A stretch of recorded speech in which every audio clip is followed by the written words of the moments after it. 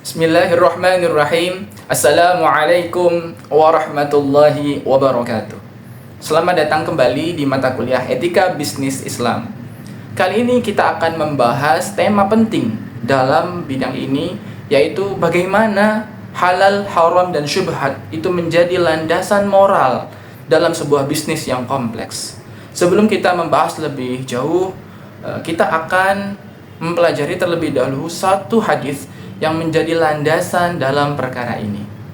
Dalam sebuah hadis yang sahih diriwayatkan oleh Imam Al-Bukhari dan Imam Muslim melalui jalan sahabat Abu Abdullah An-Nu'man bin Bashir radhiyallahu taala anhu, yang mendengar bahwa Rasulullah sallallahu alaihi wasallam bersabda, "Innal halala bayyinun wa innal harama bayyinun." Sesungguhnya yang halal itu sudah jelas, sebagaimana yang haram pun juga sudah jelas. Wa bainahuma amurun mushtabihat la ya'lamuhunna katsirun minan nas. Di antara keduanya terdapat perkara yang syubhat yang tidak diketahui oleh kebanyakan orang. Faman ittaqash syubhat faqad istabara li dinihi wa 'irdihi. Barang siapa yang menghindarkan diri dari perkara yang syubhat, maka ia telah menyelamatkan agama dan kehormatannya. Wa man waqa'a fi syubhat waqa'a fil haram. Barang siapa yang terjerumus ke dalam perkara yang syubhat, maka ia bisa terjatuh pada perkara yang haram. Hadis ini memberikan rambu-rambu bagi kita. Ada 3 hukum yang disebutkan di dalam hadis ini. Yang pertama adalah halal. Halal itu artinya segala sesuatu yang diperbolehkan di dalam Islam, dalam hal zatnya, cara mendapatkannya, maupun cara penggunaannya. Dalam konteks bisnis, sesuatu yang halal itu artinya terjadi transaksi yang saling ridho antara penjual dan pembeli. Kemudian di dalam transaksinya tidak ada unsur yang diharamkan dalam syariat. Kemudian yang kedua adalah hukum haram. Haram itu artinya segala sesuatu yang sudah jelas-jelas dilarang di dalam agama Islam, dari segi zatnya, cara mendapatkannya, sampai kepada cara penggunaannya.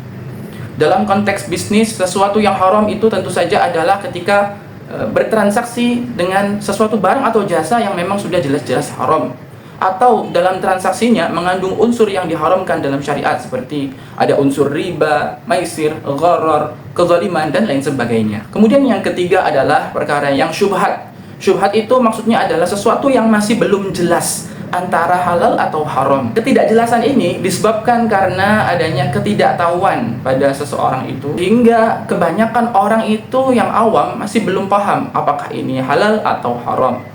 Nah, karena ketidaktahuan ini bisa dihilangkan dengan cara belajar, menuntut ilmu, atau bertanya kepada ahlinya.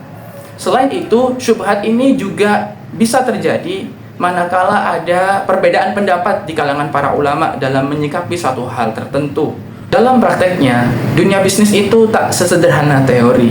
Misalnya, ketika berbisnis makanan, kemudian dicampur dengan bahan-bahan yang masih belum jelas zatnya, kehalalan atau keharamannya.